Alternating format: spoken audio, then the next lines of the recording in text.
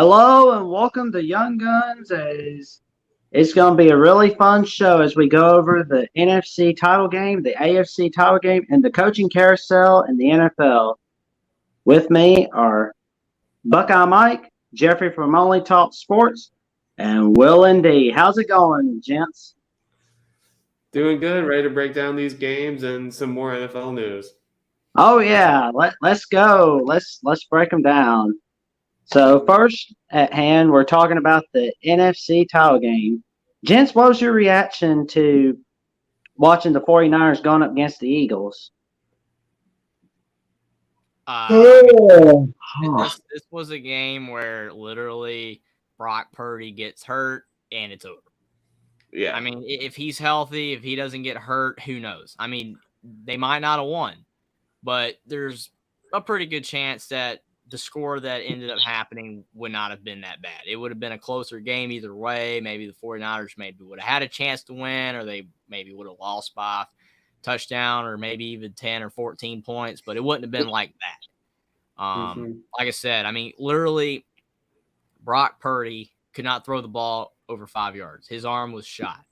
And then you bring in Josh Johnson, who's 36 years old, who hasn't played in a meaningful NFL game in years, who's been in alternate leagues, XFL, USF, all these other leagues, and AAF, all that kind of stuff like that. I mean, he wasn't ready for that moment. I don't even know if Josh Johnson even would have had it in him if he was 28 years old. I mean, it just he couldn't do anything, and then he got hurt, and then the only quarterback who could possibly throw the ball, even if it wasn't very well, was gone, and then you have to bring in Brock Purdy again, who can't throw. So the Eagles essentially just put it on cruise control. I mean, Jalen Hurts only threw for like 130 yards. He didn't have to really do anything to win this game. Eagles had it in the bag because the 49ers couldn't do anything on offense, and it was an easy win for them. And really, if you look at it to a point, it could help them for the Super Bowl because this was almost like a practice game. Yeah, I mean, it was, had Brock Purdy's elbow not been messed around with in the first quarter, I think we would have seen a much different score than 28-7 from the Eagles. 31-7. Yeah, well, I don't know about that, but one thing's for sure. It wouldn't have been a whipping. But the question is Kyle Shanahan one of those coaches where he comes up short in the big game? Will he win the big game in the future? That's the question. As for the Eagles, congratulations on a fantastic year in 2022 as you head on to Super Bowl 57. That's going to be – I look forward – well, we all look forward to seeing you guys see how you perform on February 12th. It's going to be very fun. And 49ers, well, we wish you nothing but awesomeness in the offseason, and may you stay healthy, and may your elbow recover, Mr. Purdy, as you are Mr. Relevant. You're not Mr. Irrelevant. You are Mr. Relevancy. Awesome luck to you, my man. As you spend a year sitting behind Tom Brady. I don't think that's gonna happen, but we'll definitely wait and see in the coming weeks in the off season. All reports are already pointing to them letting Garoppolo go, bringing in Brady, and trading Trey Lance to the Titans. But yes, we shall see. We'll see. It's early days, early rumors, but yeah. All right, we're ready to move on, gentlemen. We're ready to move on. I'll make to Jackson's point about Kyle Shanahan is that, I mean, him not being able to win the big game, you can't use that argument for this game because he absolutely had no chance to get this done. I mean, there was no coach could have been able to win this game with what the 49ers had at quarterback. So if they get back there again and they have a healthy quarterback and they lose because of poor coaching, and it seems to be that way, then we could talk about him not being able to win the big game. But I understand, obviously, they lost with Jimmy Garoppolo. So, I mean, that's one game and then this. But this wasn't his fault. No one could have won this game for the 49ers. Exactly. I mean, injuries, man, it's just It's sad, but hey, congratulations on a wonderful 2022 season, San Francisco. Moving on to our next game. The AFC title game for the second straight year between Patrick Hunt's Ketchup Mahomes and Joseph Maldonado Burr, the Bengal King. And man, what a fantastic game. Gents, your reaction. I mean, there was a lot of stuff that went on in this game, but I think the bottom line is the Bengals should have won this game and they should have played better. There were other circumstances going on that did not help them at all, such as the Zebras. But I think if you're playing an injured quarterback, even if he's a great thrower, you didn't put enough pressure on him. Bottom line, you blew it, in my opinion. If you're the Bengals. Mm-hmm. Cue the "you blew it" memes. You blew it. You had it on. You blew it. Mm-hmm. Yeah, I agree. I mean, basically exactly what you said. I completely agree with. I mean, the Bengals should have won this game anyway. You're playing against Patrick Mahomes, who is less than 75%, maybe not even 50%. He shouldn't even be out there. I mean, he's hurt and he's got an injury that he shouldn't even be out there, but he's playing because of the circumstances, the type game that they're in. He's not going to not play as long as he's capable of it. But the Bengals should have won. Burrow was healthy. They won at the Chiefs last year. They should have done it again with the circumstances. And yes, to your point about the Zebras, I mean, there were some interesting calls in the game. The third down was ridiculous. You didn't blow that dead until after, and then you let them do it again. That's ridiculous. And I mean, there's some other potentially questionable calls. I mean, it's not like it was completely awful. I mean, there were calls that the Bengals did get. I mean, there were some holdings. So it wasn't enough to really impact the game per se to the point where the Bengals lost, especially when they had 6 chances to score in the second half. And the Bengals couldn't do anything. I mean, it is, but they fell short because of some calls that were bad and the fact that they played awful in the second half. Yeah, there's been a lot of talk about the referees, but I'm just like, not so sure. But gents, it's great talking about it, that's for sure. But that late hit by Joseph Asaya, number 58 from Cincinnati, that surely cost them for sure. Will, you said it was kind of like Vontaze Burfict 2.0. Would you like to go into that? Well, it looked like the Bengals were probably going to beat the Steelers, and then Jeremy Hill fumbled. But then the Steelers really had to go like pretty much the whole field to win. But Vontaze Burfict had a stupid late. I think it was was it a late hit or was it a tart? I think it was a late hit on Antonio. They were late hits, as far as I recall. And that's what caused AB to be a total nut job.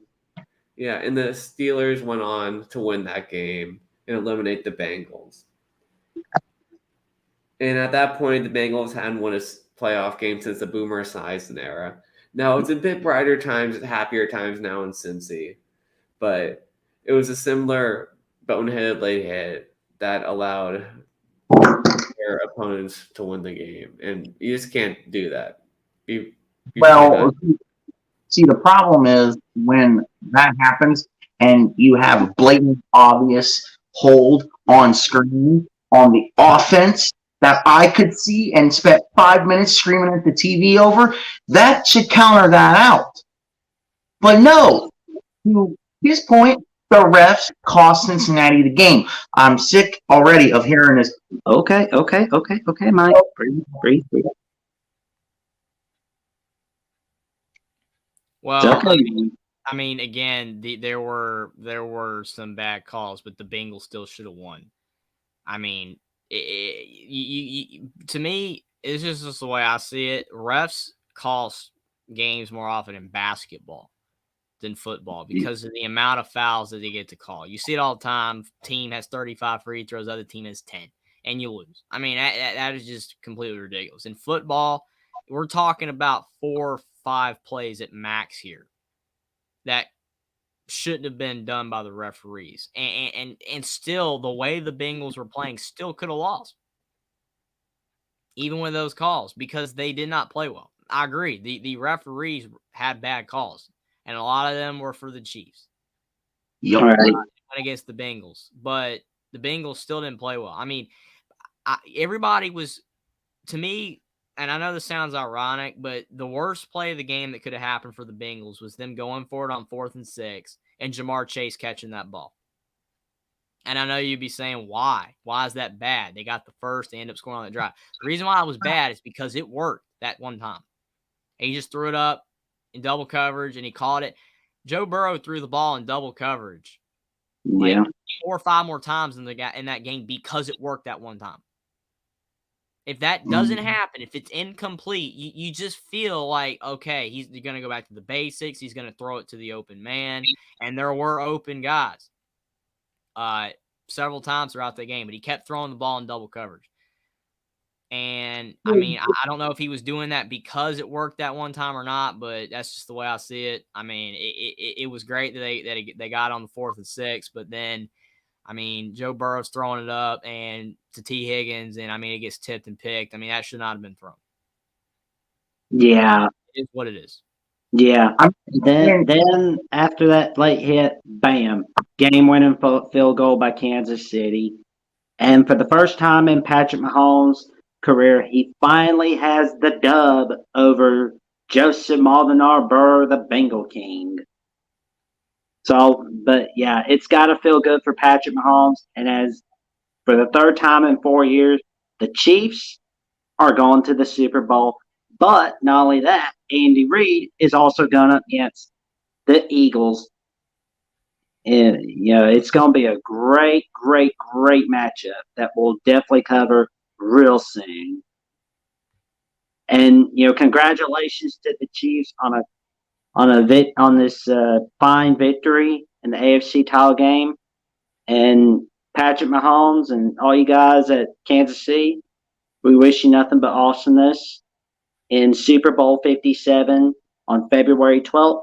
And Cincinnati, we're sorry that things didn't work out for you in the AFC title game, but we know you're going to have another fantastic season next year in 2023. And awesome luck on that contract extension that you're eventually going to give Joe Burrow. We look forward to it. It's going to be fun. Okay. Yep.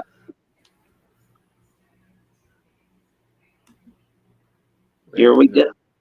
Crap. I didn't mean for Okay. that. All the way at the end.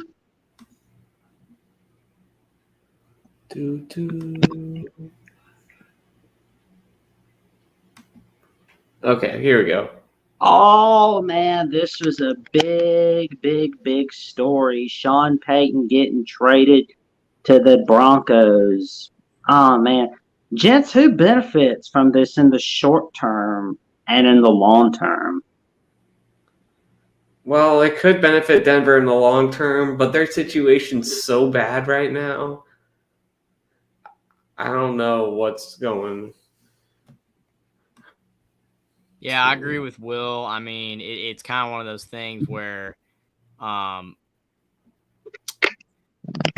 Denver Broncos have traded all their assets away. I mean, you get Russell Wilson, you lose all the picks, and then now with Sean Payton, you're losing more picks with the whole Saints thing. He was under contract, so it's like they're not in a position right now to really do anything unless you trade away somebody. I mean, you could trade Russell Wilson, but like you said before we went live, Will, no one's going to really want to take him with a trade. So they're kind of boxed in a corner where they just got to hope they can make Russell Wilson in the offense go, because if they can't, then it's going to be awful. And I mean, for Sean Payton, I mean, you leave the Saints, and it's like Drew Brees is gone, so I get it, I guess. But you feel like he had a better shot if he just stayed at the Saints, because at least the defense was really good. And then you could have traded for a quarterback if Jameis Winston didn't work out. But like, no, you're gonna leave and then get a new head coaching job, and you're gonna take the Broncos, who again have no picks. They have no leeway in anything right now. They're essentially what they have and hope it works. And I'm just kind of shocked he took the job. I mean, I think if anybody can fix the Broncos at this point, it is Sean Payton. And I think that potentially, like you said, Will, in the long run, this is going to be good for Denver. But right now, it's not going to do anything because they're just in bad shape. Buckeye Mike, your take on it.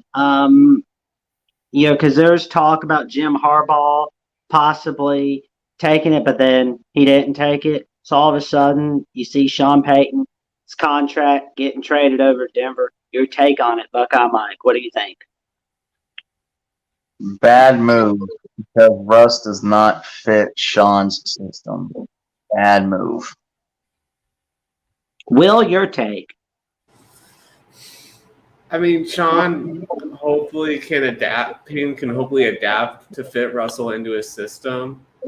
But I don't know, man. I mean, I think they're going to definitely be better than they were with Nathaniel Hackett. Because, I mean, can't get much worse than him. But I just don't think Denver right now is in a position to win. They're not. If you look at that roster, that's not a playoff roster. And they're in a tough division. So hopefully in the long run this works out for Denver. But right now, it's not great. Well, honestly, I think the Broncos are going to be in second place in the AFC West, to tell you the truth. Yeah, well, it's going to be a battle between the Chargers and the Broncos because, the first 2 years of Brandon Staley, the Chargers, blew their last game of the season. I'm just kind of wondering, if the Broncos-Chargers play each other at the tail end of 2023, I wonder what's going to happen. But, we'll see. But I'll tell you what, though, it's a short-term win for the Broncos, but a long-term win for the Saints because they got some draft picks. But in a way, I'd say this is a win-win for both teams. Because, it's going to be big. It's a big win for the AFC West. Very big. Mm-hmm. And we got the Bama man, DeMeco Ryans, leaving the 49ers, becoming the Nets head coach for the Houston Texans. Gents, your take on it? Well, I'm sure a lot of people are going to be supportive of this because of the lack of black head coaches in the NFL. So this is definitely a big win for everyone that's been hoping for that. And it's also a good fit for DeMeco Ryans because he played his first 5 seasons with the Houston Texans. The 49ers defense was really good. But they have to give him time. They can't be like Steve Wilkes, the Cardinals with Steve Wilkes, and fire him after 1 year. Like, that was just not a great situation for him to be in. And who knows how different things would have been if he could have been the coach long term. And you saw what he did in Carolina. The guy's a good coach. So they got to give DeMeco Ryans time. They got to let him develop Bryce Young or whoever quarterback that they draft. But if I'm a Texans fan, I'm excited, man. I think the future's going to be bright if they give him time. Jeffrey? Yeah, I mean, I think that we don't know how he's going to do as a head coach. So it's always tough to say, but I think that it could really work out, but he is going to have time. Like you said, I mean, you bring in Lovie Smith, and for 1 year and then he's gone. So it's like, if DeMeco Ryans only gets 1 year, then it just doesn't do any good. I obviously don't think they're going to get rid of him after 1 year. But Houston's just in one of those situations where they're not great right now. But unlike the Broncos, they do have draft equity here and, can make some moves. But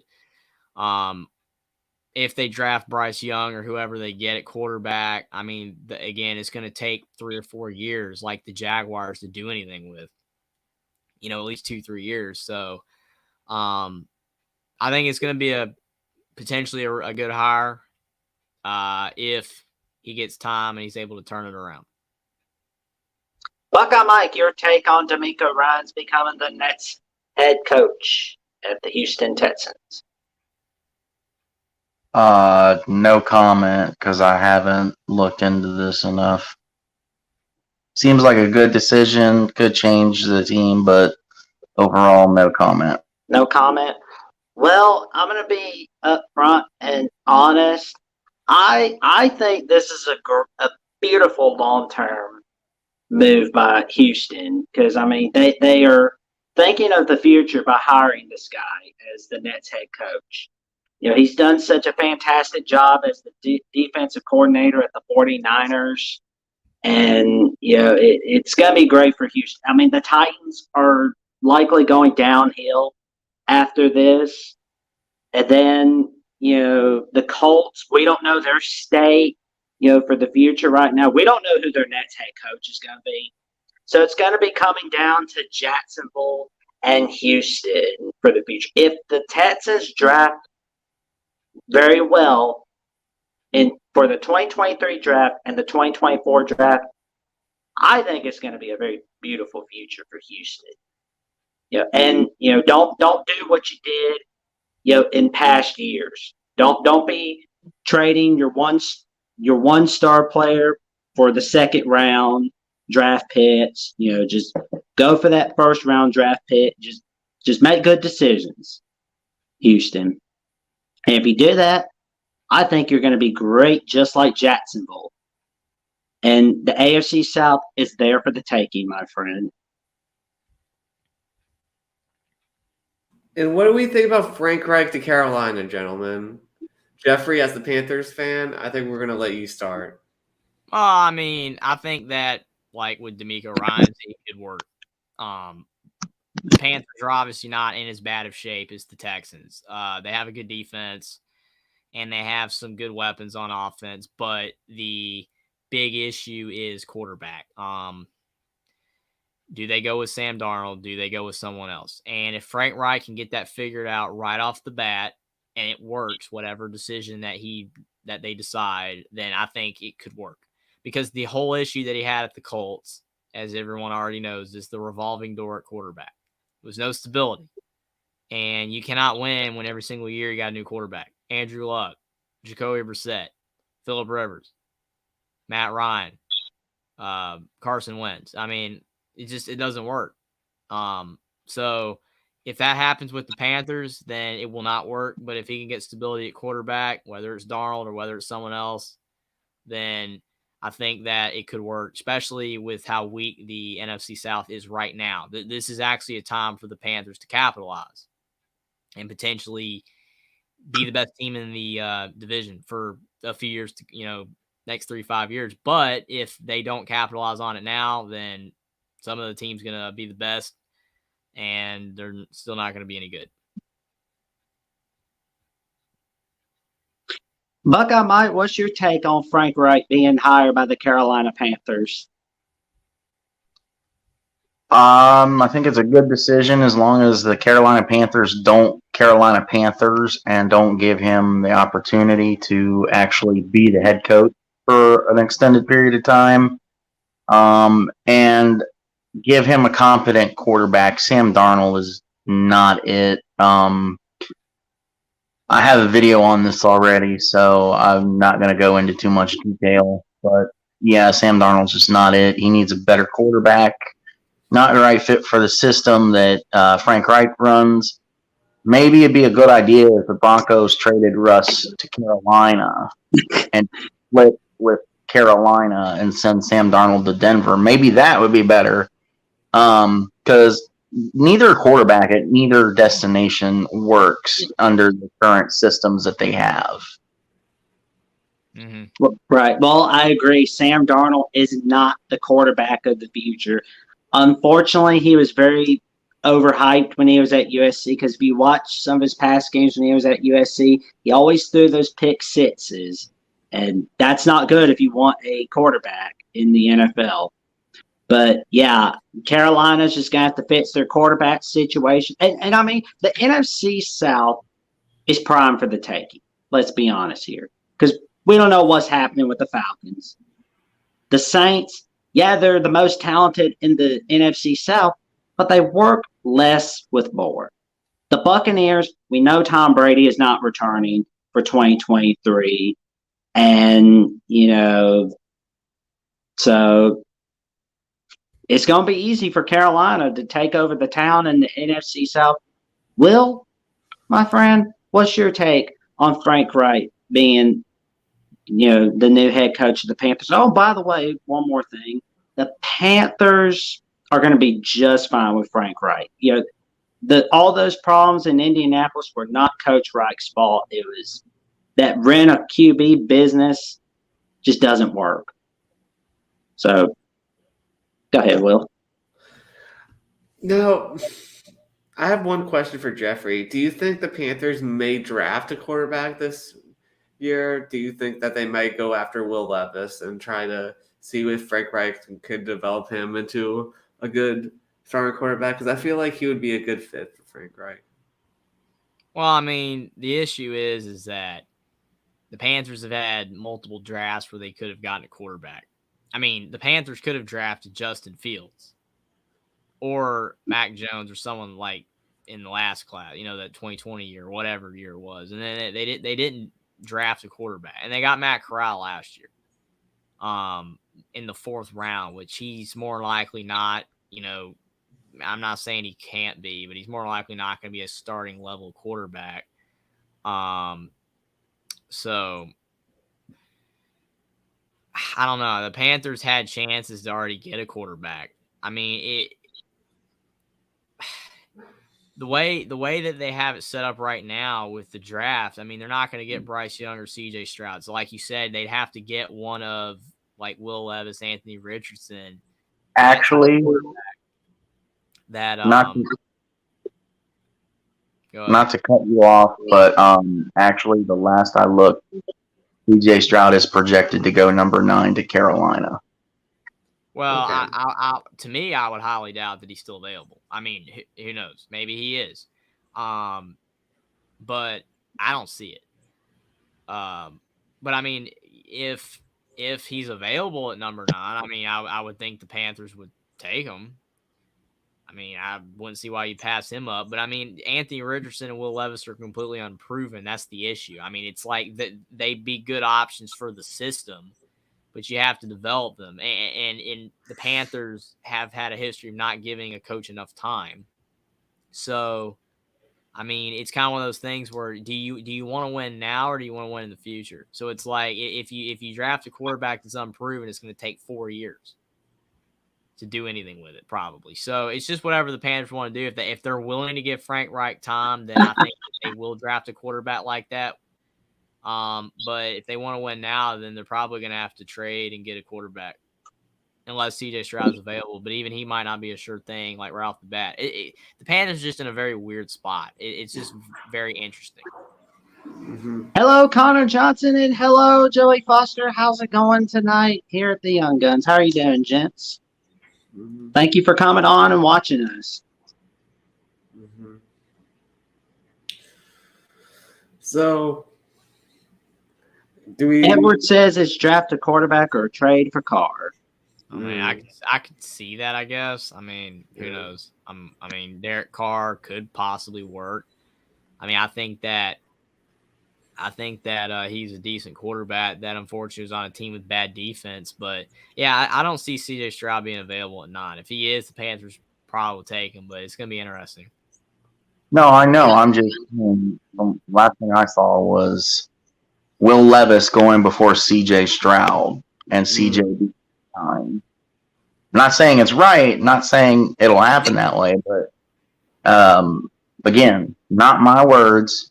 I just saw something last week, an article, and it said CJ at 9 because CJ sucks and CJ's best fit is Carolina.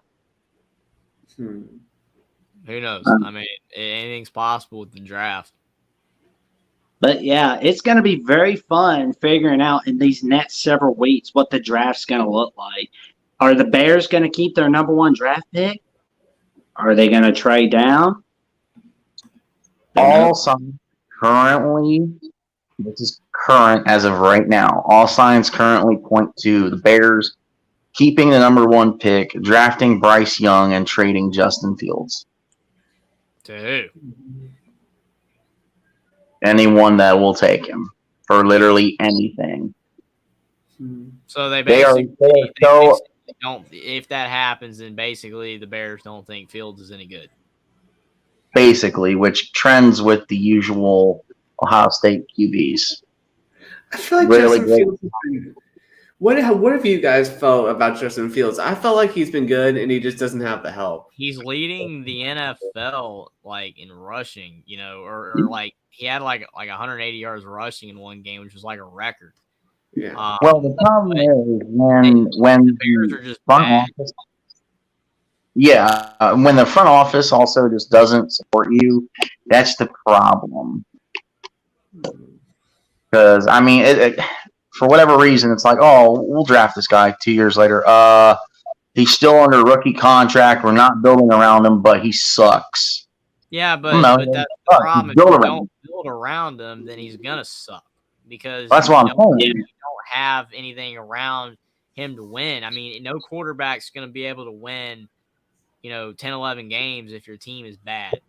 And Yeah. I know that's what you're saying. It's just it's frustrating with organizations like the Bears or the Lions until now. It seems that they're improving, but Well, and the problem is, are horrible, and they could be better, but they won't improve, and they won't make winners out of the team. the problem too, Edward, is he would throw the ball, but he just doesn't have the targets to throw to. That's the problem. That's exactly what we're saying. The Bears do not want to build around him. They want to set him up to fail and not give him any weapons and try and make it seem like he could be Kyler Murray and take the team to the Super Bowl. Yeah, I mean, literally, Bryce Young's not going to work either if you don't improve the team. If he gets drafted to the Bears, I mean, if he's at the Bears and they don't do anything to make the team better, then it's not going to work either. And then they'll just say, "Oh, Bryce Young's a bust." Nah, it's ridiculous. Yeah, that's kind of just throwing the baby out with the bathwater. Calling someone a bust after 2 years, unless there's like big circumstances. I mean, I don't know why people automatically are just calling Fields a bust. I mean, it's like, if some people think he is, that's fine, but I just don't see him as a bust. I mean, if you watch Justin Fields, in his 2 years in Chicago, he's good, and it's like you gents have said, he just doesn't have the talent around him, and it is too early to say whether the Matt Eberflus era is a somewhat of a bust, but we're really gonna wait and see, especially with the future of the NFC North. As we figure that out in the coming weeks, we don't know whether Aaron Rodgers is staying in Green Bay or not. The Lions, they seem to be moving on the up and up. The Vikings, they got a good future ahead of them, but it seems like they're sticking with one more year with Kirk Cousins, but 2023 looks like a make or break year for him. And the Bears, well, just treat Justin Fields right. That's all we ask.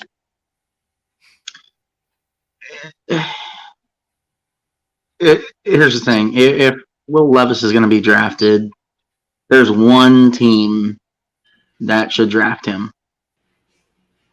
Detroit Lions, so he can get his head ripped off. Just kidding. Yeah. Oh, and let's see. Joey Foster was saying, if I owned a team, I would trade until I can get an entire O-line, D-line from Georgia and Alabama, then pick up a quarterback and wide receiver, etc., in free agency, and beat everyone in a couple of years. Well, it's hard to get the whole O-line and D-line. I mean, I guess you can draft them every time, but Well, it could happen. I mean, the Panthers drafted a defense for the 2020 draft, so it could totally work.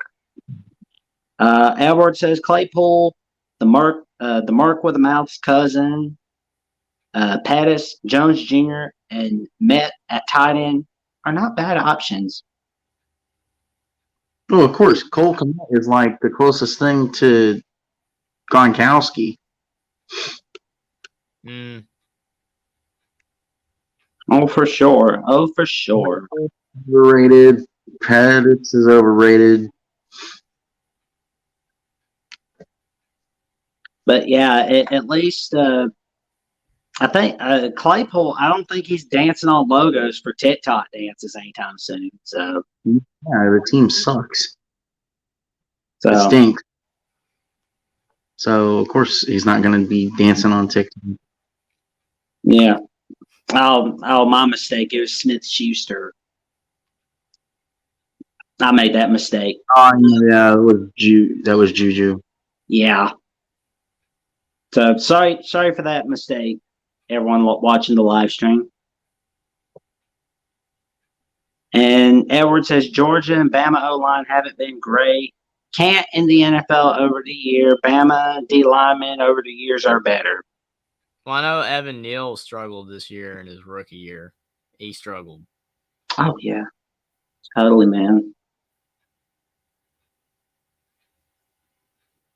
So it was but two more to go in the coaching carousel. We got the Cardinals, the permanent retirement home in the NFL, and the Colts, the retirement home that nobody wants to go to. It seems like.